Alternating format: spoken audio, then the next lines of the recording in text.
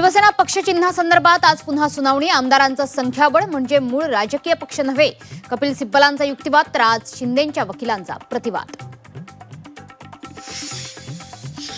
देशाच्या संविधानावर आमचा विश्वास. शिंदेंच्या शिवसेनेची विलीनीकरणाची चर्चा सुरू. भाजपमध्ये विलीन व्हायचं की प्रहारमध्ये याची चर्चा सुरू. राऊतांचा शिंदेंना टोला.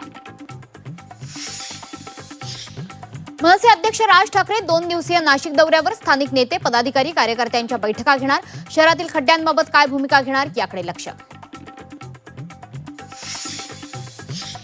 छत्रपती संभाजीनगरमध्ये कॉक्रोच जनता पार्टीच्या बैठकीचा आज समारोप. आंदोलनाचा मास्टर प्लॅन ठरल्याची माहिती.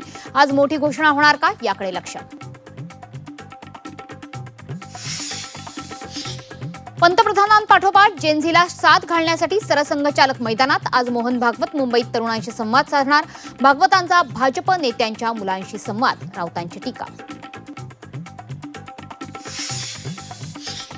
नाराज जेनझीसाठी फडणवीस सरकारचा प्लॅन. राज्यात 1000 रोजगार मेळाव्यांचं आयोजन करणार. 31 मार्च 2027 पर्यंत 1000 रोजगार मेळावे. निवासी डॉक्टरांच्या संपाचा आजचा दुसरा दिवस. होमिओपॅथी डॉक्टरांच्या सीसीएमपी नोंदणीला विरोध. आजही ओपीडी बंद. रुग्णांचे मोठे हाल. एफडीएच्या कारवाई संदर्भात आज उच्च न्यायालयात सुनावणी. मंत्रालय विधानभवनातल्या कॅन्टीन सुधारणांबाबत नोटीसची आज मुदत संपणार. कोर्टाच्या सुनावणीकडे लक्ष.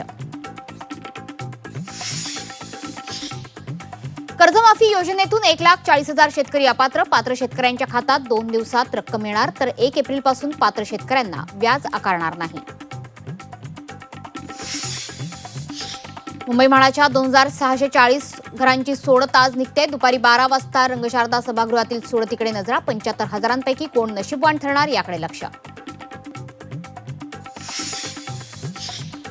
कुणबी नोंदींवरून मिळालेली प्रमाणपत्र रद्द. मराठवाड्यातील 4ही लोकप्रतिनिधी आज जरांगेंना भेटणार. तर मराठ्यांचा छळ सुरू. जरांगेंचा आरोप. पुढील 5 दिवसात राज्यात मुसळधार पावसाची शक्यता. ठाणे, रायगड, रत्नागिरी आणि सिंधुदुर्ग जिल्ह्यांमध्ये मुसळधार ते अतिमुसळधार पावसाचा अंदाज. मुंबई आणि पालघरमध्ये हलका ते मध्यम स्वरूपाचा पाऊस बरसणार.